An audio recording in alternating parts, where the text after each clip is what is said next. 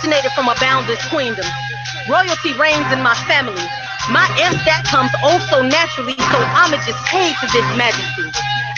Welcome. You are now tuned in to Everyday People Radio Show with your host, April Deshawn. Today, I am joined by my beautiful guest, Miss Jordan, Jane Jordan. She is the author of Playing Church and Still Playing Church. We're going to go ahead and jump into this interview. I do apologize. I was delayed in traffic, tried to jump off the highway thinking I'll find my way, and that was a complete disaster. So I apologize to you, listeners and viewers and my guest. We're going to go ahead and just get into this interview. First of all, we're going to just start off asking questions just to let people know about you. Okay. We know you're a published author. How old were you when you started writing? I started writing started with poetry in about 2000, the year 2000. So it's been, since 2000. Okay. Do you have a poetry book? No, I just wrote poetry like in a tablets, and I would just compile them, and from there it started from the poetry, and then God said write a novel, so that's when I started to write about my stories. Okay. And your name as an author is Jane Pauline Jordan, correct? Formerly Jordan. I'll just go by author Jane Pauline. Okay. How do people look you up to find your books? Usually if they Google in author Jane Pauline, it'll come up. Okay. So because I went back to my maiden name, I'm not married anymore. I just dropped the last name, so they won't confuse my readers. So. Okay. Awesome. Did you always know you wanted to be a published author? No, I always liked English though. When I was in high school, I loved doing essays, and I had no clue back then that I would be doing this now. So I guess that was the reason that I've always liked the English class when everybody else hated it. Wow. Yeah. What type of things did you write about as a child? Basically we did like in English, did essays and stuff, and I guess I had a vivid imagination back then. I didn't know, I really didn't pay no attention, but I know I always got a good grade in English. So I did a lot of fiction stuff, fictional things, fantasy stuff, So as a child, you only wrote for school. You didn't write like at home or anything like that? I didn't write like journaling. When I was in high school, I did none of that until way after. Wow. Yeah. Interesting. Mm-hmm. Where did you grow up? Where? Mm-hmm. West side of Chicago. West side. West side is the best side. That's what they say anyway. I don't know. I just have to take your word for it. Yeah. Do you have any siblings?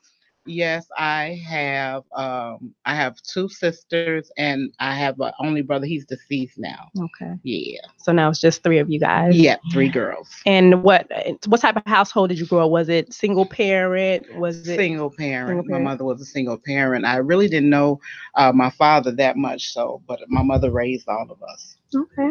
Mm-hmm. And who gave you your nickname? Oh, that comes from my mother. When I was little, it changed because my true nickname that she gave me was chocolate pudding, and she's the only one that called me that. Well, now the world know. Okay. So she calls me chocolate pudding. She said because I was so dark when I was little, so chocolate and all that. And so my daddy and them used to call me chocolate pudding, and so then it changed from that to Tootsie Roll. So that's my nickname, Tootsie. Okay, so Tootsie is for Tootsie Roll. Tootsie Roll. Okay. Oh, yeah. Okay. Tell us about the beginnings of Playing Church. How did that concept start? Oh, well, that concept started from 1993. I got married, and my husband ended up becoming a pastor, and my father-in-law was the pastor of the church that we attended on the west side of Baptist church that we were all at. And he went away. My father-in-law went away, and we had my ex-husband had to come in to pastor the church in the absence of his father. So it was a lot of things going on, and it started from a poem that I wrote about playing church, and then that's where God said, well, write about these things in the church and put it on paper. And so that's where it started from. The the experiences of being a first lady, a pastor's wife, had no experience, no clue about none of this, and it was a journey. It was something else. I'm sure. Do you Hmm. have any recollection of the poem that you wrote originally? Oh my God, I word for word. Nope. Don't No. even know. I wish I had that. I lost that book. I put all of that stuff in the book, and I just verbatim don't know. But it was about like hypocrites in the church. You know how they one way on Sunday, and by the time you get back home, you're another way, and just the stuff that was going on behind the pulpit that most people didn't know about. So God wanted me to write about it and expose it because I was totally against it. Once I stopped playing church myself at the time, I was like, they crazy. So God was like, write about it. And I was like, okay. And that's where Wow. them characters came from. Nice. Yeah. Now, you said you were previously married, Hmm. and your husband, your ex-husband was a pastor, and you experienced a devastating situation throughout the marriage with him. And that was a situation that almost took your life. How did you get through that situation? Can you kind of elaborate on it and tell us what happened? Um, well, I was married to my ex-husband. He was ordained to be a pastor, and we started ministering. But prior to him becoming a pastor. In 1997, we were married in '93, and the first 6 years of the marriage was just like horrible. And I got tired, and so I, just made the decision to leave.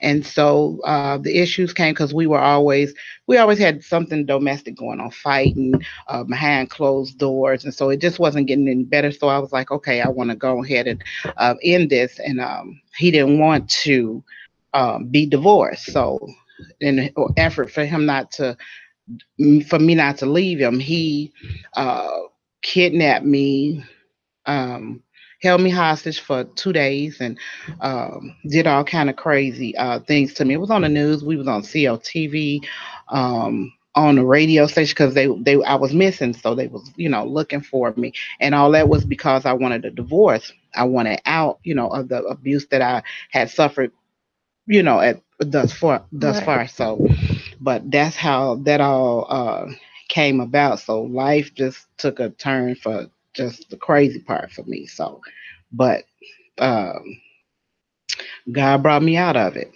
He brought me out of it. So, I mean, people can go on Google. You can Google um, the story. I forgot under what headline it's under, but it's on the internet. You can also look it up too and read Yes. about the articles and I stuff. read, I got a partial of it. Uh huh. What I found, I was actually having to, it was like very difficult to find, but part of the article was saying that when he was 27 years old at the time, correct? Mm-hmm. Correct.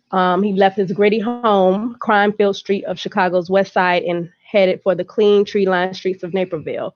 And it's there at Tabor Hills Nursing Home, which is where you worked, where Mm-hmm. Jordan, a convicted felon, cared for elderly residents as a certified nurse's aide. And so that means that your ex-husband was also an employee there at some point. Yes, he was. Okay. This article was basically focused in on the fact of nursing home abuse and neglect, because your ex-husband also had a gun license. He was convicted on weapons charges, but he Mm-hmm. also worked at the nursing home. It stated that he wreaked havoc. He beat and restrained his estranged wife, which was you, Jane, and invaded the police in a dramatic fashion after he tried to rent a room at a motel, which is what he was convicted of. Now, going through that whole ordeal, was there anyone that you could go to and talk to? You were a first lady in the church.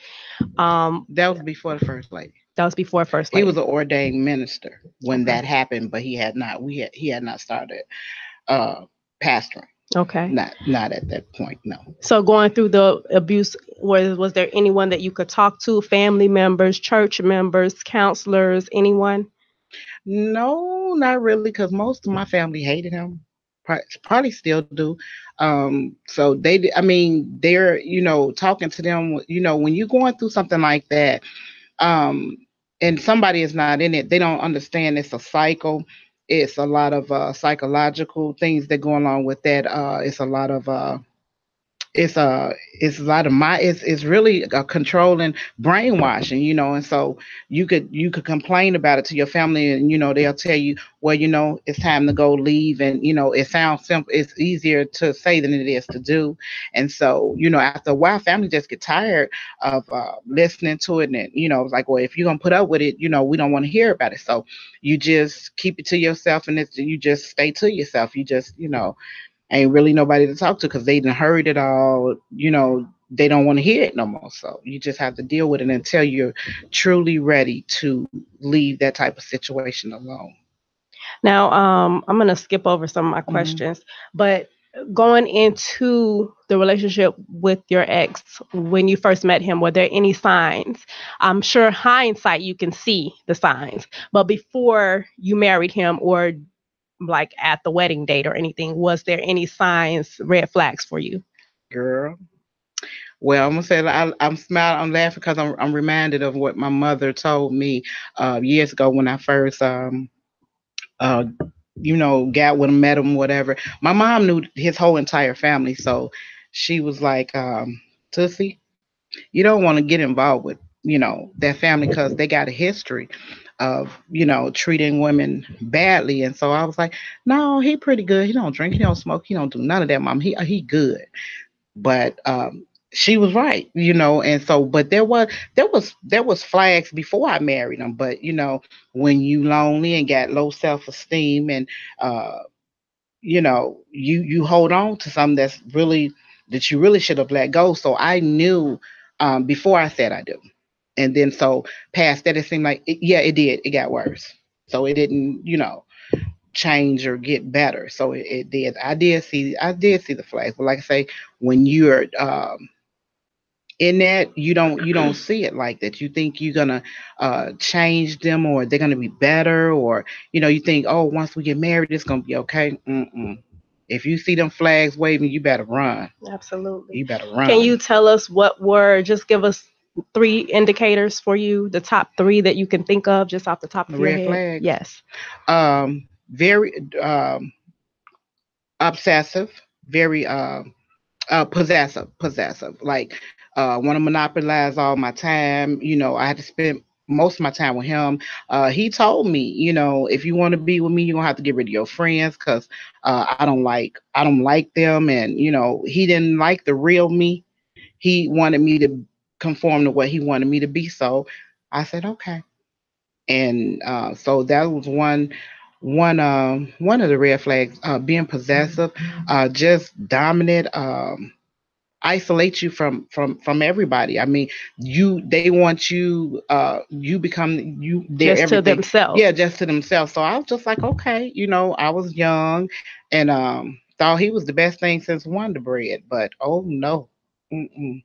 Had to learn the hard way. But if you see those flags, and a lot of us just ignore them to, okay, it'll get better. Mm-mm. No, those are signs. He didn't drink, nor did he smoke, but he was possessive in that way, and he was violent without any of that stuff that most people, if they get drunk and act that way. It wasn't that way at all. He wasn't on anything. It was just violent because he grew up in a household seeing his father do the same thing to his mother. So, and that's what happened.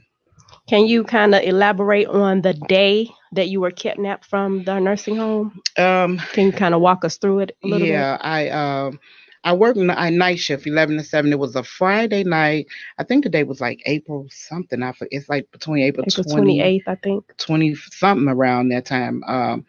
I went to work. Then I had a restraining order on him, order of protection. I had moved out. I had my own apartment, so we had physically separated. And he worked at the same place, and so a lot of times I would call in because I didn't want to be harassed by him at work.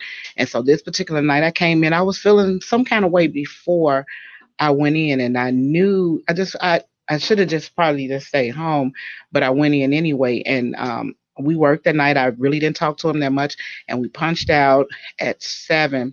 And I was walking to my car. He said, "I need to talk to you. Can we go eat breakfast and go sit down and discuss getting back together?" And I wasn't trying to hear it at all. I was just like, no.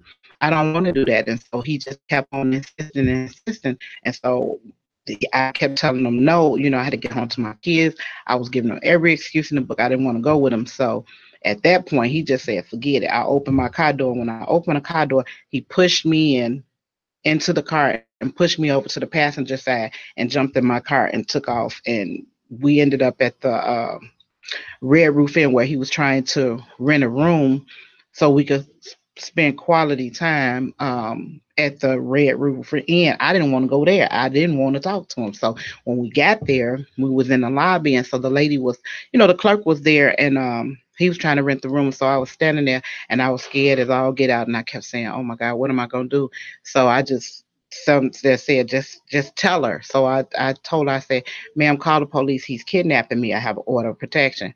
And that's when all hell broke loose. He snapped. He started to jump on me in the lobby. The clerk was trying to, help as much as she could. He went behind that counter and threw that lady upside the wall, Oh and my he started goodness. to assault her. The police was coming, and so when the police pulled up, by that time we were in my, he had threw me back in the car, and we was in my car, and so I'm like, oh man, and so the police pulled up and blocked us in the spot. So I'm like, yeah, I'm safe, I'm good. He took my car and rammed that police car right up out the way, and I was just like, I'm finna die. I was like, oh my God, because I thought they was gonna save me. I Right. thought I was safe. I never imagined that he would have ever took my car. I mean, just like something that you see in the movie, it was just like a Lifetime movie being played out. And and when he got out of that jam, he went and we went back to my job. While the police going this way, we going that way, and he went back to the job to change cars because he had his car. So he parked my car and then tried to put me in his car. So I said, well, I'm gonna go ahead and break and run for it. And I ran. I seen a maintenance man outside on the lawn, big tall guy. Say, I'm running, I'm running. I'm like, help, help. He turned around and looked at me and turned back around. My husband at the time grabbed me, caught me, and beat me, proceeded to beat me right there on in front of the nursing home on the lawn while all my coworkers were standing. I could see them. I could see them standing upstairs watching because they were told by the administrator, "Don't go out, to help because we called the police. The police is coming." So they nobody could help me. So when he did that, after he did that, then he grabbed me by the back of my coat and dragged me and threw me in his car, and we got left there and we got on 88, and from there went. I think he took me ended up taking me to Rockford, but as he was driving with the left hand, he was punching me with his right hand in the face. So I mean, it was a horrible ordeal, and to the point where he even tried to play crazy, like he didn't know what had happened. He had went to sleep, woke up, and he looked at my face. He said, "What happened to you?" And I'm saying to myself, wait a minute. I say, is this a trick question? I'm sitting up there, I'm like, you just did this. I say, you did this. He say, no, I didn't. He said, what happened to you? So I said, okay, let me play along because he in Cuckooville and I done already got beat up. I can't even take no more. Right. So I just, you know, elaborate the story. I said, well, when I got off work, some people robbed me. They jumped on me and robbed me because I knew that that's what he wanted me to say because I said that he did it and he just got just real violent with me again. And he told me that he was going to kill me. So I played dumb to, so he say, well, when we go back home, that's what you tell the police. And he made me call my mom and my family and tell them we was working on our marriage and we just needed time away. And they knew it was something, you know what I'm Mm-hmm. saying? And it's crazy because people are so nonchalant when it comes to domestic situations. Because after he did that, when I tell you I had a pumpkin head deluxe times three, that I only thing I can liken it to is when Martin did that scene where he got beat up by that Mm-hmm. boxer. Oh, my head was big. I was unrecognizable. And so when we went in Walgreens, we was in there shopping. He was going to give me some pain medicine. Ain't that nice? So, and nobody in there said, "Ma'am, do you need help?" or nothing. It's just like I wasn't even there, so I was scared to Wow. even say anything because the last time I tried to help, that didn't help. So I had on glasses, but you could see all around, the perimeters that something was wrong, and nobody said anything. And then he came back from Rockford. We ended up in Lombard, uh, at some hotel on Roosevelt. Matter of fact, I passed that by there to get here, and that's where he stayed for the duration for the 2 days. And he would go across the street to McDonald's. He would tie me up to the bed, and so I wouldn't. I was like, "Where am I go?" I couldn't see. When I said I had about that much, that I could see, I couldn't see. I couldn't, if I Right. Your wanted to, vision was limited. I couldn't. I didn't know really where I was, and so everybody said, "Well, did he have a gun or anything?" I said, "No." He didn't have no weapons, no none of that. So he decided to go back home, and his father told him, "You in trouble. You need to turn yourself in," because they had an order to shoot you on sight if they, seen you. So he turned himself in. We ended up at the police station on Kizzy and Harrison. My family was calling. They came in, and they gave them statements. They took him into custody, and so they let me go out, to my family. And so I'm standing there in the lobby, and my family just talking. They ignore me, and I say, "Mom, I'm standing right here." Girl, my mama turned around, looked at me, and passed out. My sister started projectile vomiting, and everybody just started fainting and screaming and just like in a rage. And I was just like, "What's wrong with y'all?" They was like, "Do you see your face?" I was like, "Yeah, but it ain't that bad." I'm still saying to myself, "It ain't that bad. It'll go down." And they was like, "No, they was like, my mother begged the police to let her back there. But the whole just police station was in chaos that day, and they took him into custody because he was still trying to use insanity. He was crazy or he didn't do it, So it was just that day was crazy, and I was just like, "Okay, I'm gonna go home, sleep this off." And they was like, "You need to go to counseling." I was like, "No, I'm okay." They was like, "No, you're not." I didn't know that because I'm like, I'm not crazy, I'm just a little bruised up and stuff. And the ER staff at the time, it was Bethany Hospital. They were shocked because they said you don't have any broken bones in your body or your face, and he hit me over 50 times, So in my face, my ribs, and everything, nothing was cracked or broken. I just had severe swelling and bruising, and I know that was God that kept them bones from breaking because I didn't even pass out. They say you didn't. You was conscious the whole time. Yes, I was. Yes, I was. So it was nobody but God that brought me, brought me back home because he had planned to kill me, and then he was going to take his own life. So God had a plan for me and a purpose, and brought me back home. And so just dealing at the aftermath of that ordeal has been crazy because my children had to see me like that, my family, my mom, and it was just hard. Like I said, just overcoming that, and getting healed from all the abuse that I went through. And so God told me to write about it, let women know that they don't have to put up with that they really don't have to, no matter what your situation is. God will bring you through. You don't have to take that from anybody. And like I say, you just the abnormal became normal. You know what I'm saying? Then Yes. nobody wanted to hear it. They didn't want to hear about, oh, he did this, he did that. They was like, if you still gonna be with him, we don't want to hear it. So that's how the typical thing happens with domestic violence with people. So I'm that ear, that listening ear that will listen to people, because I know the lingo, the language. I can I can tell when somebody has, or if somebody is in an abusive relationship. They're the signs and the flags. I know them, so I can talk to them when maybe family can't talk to them, and I understand the madness. It's a whole language that dom- women that have been abused like that speak, and you have to have been through that and came out of that to understand them, because a lot of the world just look at them, oh, they pathetic, or they it's their fault, and so you hear That's that a what they lot. want, right? Yeah. Yeah. Well, unfortunately, we have run out of time. I know our interview was short. I do want to have you come back and go ahead and continue this interview, actually complete it, because Okay. it's not even the tip of the iceberg of what I wanted to do with this segment. I do want to make sure that everybody understands what abuse is, because a lot of times I think the abusers don't even understand that they are abusers.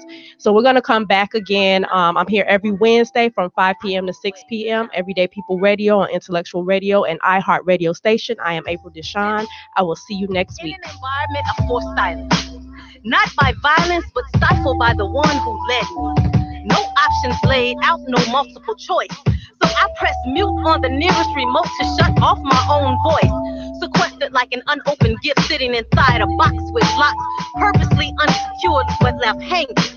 Perched inside, banging on the walls, dying to be free, crying to be me, trying my best to see, but in the dark everything is